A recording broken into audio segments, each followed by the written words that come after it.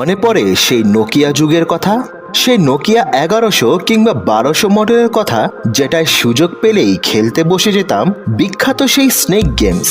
3G প্রযুক্তি বাংলাদেশে আনুষ্ঠানিকভাবে যাত্রা শুরু করে 2013 সালে। এরপর দেশীয় মোবাইল উৎপাদনকারী প্রতিষ্ঠানগুলো 3G সমর্থিত স্মার্টফোন বাজারে আনতে শুরু করে।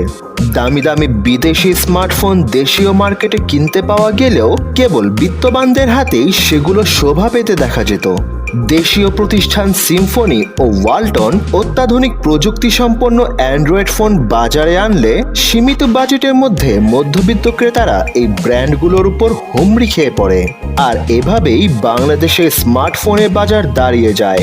উচ্চবিত্ত কিংবা মধ্যবিত্ত সবার হাতেই দেখা যেতে থাকে স্মার্টফোন তথা অ্যান্ড্রয়েড ফোন কিংবা মৌখিক ভাষায় টাচ মোবাইল।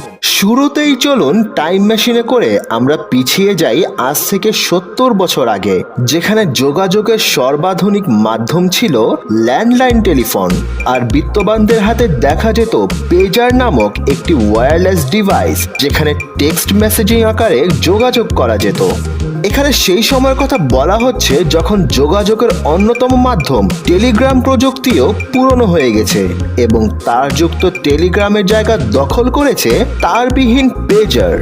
আর কোনো লিখিত টেলিগ্রাম নয় কোনো হাতে লেখা চিঠি, তারযুক্ত ল্যান্ডলাইন টেলিফোনে সরাসরি কথা বলার মাধ্যমে যোগাযোগ রক্ষা করা ছিল 1950-এর সময় সর্বাধুনিক একটি যোগাযোগ প্রযুক্তি।